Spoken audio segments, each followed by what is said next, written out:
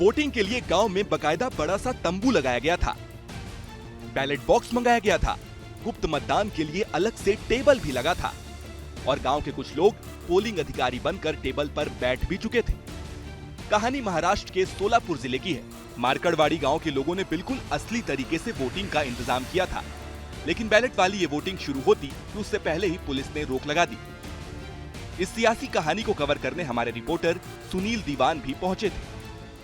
EVM में गड़बड़ी होने की आशंका लेकर सोलापुर जिले के माळशिरस तहसील में आज बैलेट पे वोटिंग होने वाला था, लेकिन प्रशासन ने यहाँ जमावबंदी का आदेश लागू कर दिया।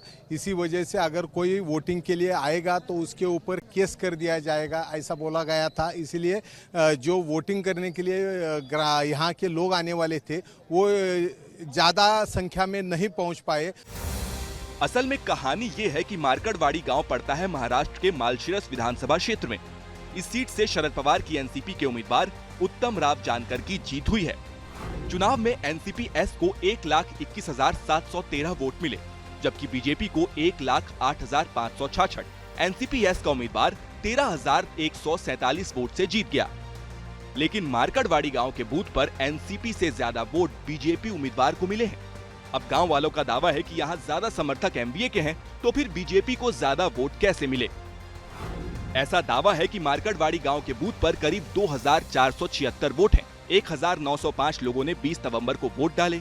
23 नवंबर को जब गिनती हुई तब इस बूथ पर बीजेपी को 1,003 और एनसीपीएस को 843 वोट मिले थे। इसी दावे की पुष्टि के लिए गांव वाले बैलेट से वोटिंग करा रहे थे, पुलिस ने रोक दिया। एमबीए के समर्थक कह रहे हैं कि पुलिस ने मुकदमा करने की धमकी दी। पूरा गांव का बैलेट के ऊपर मतदान लेने का पूरा इंतजाम हो गया था, लेकिन प्रशासन ने पूरा काम बिगाड़ दिया, नहीं तो दूध का दूध और पानी का पानी हो जाता था। हालांकि बीजेपी के समर्थकों ने पहले ही इस बैलेट वाली वोटिंग के बहिष्कार का ऐलान कर दिया था। महाविकास अघाड़ी के नेता महाराष्ट्र में नतीजों के बाद से ही सवाल उठा रहे हैं और आगे बैलेट से वोटिंग की मांग कर रहे हैं। For exclusive and insightful videos, subscribe to our new channel ABP Live Premium.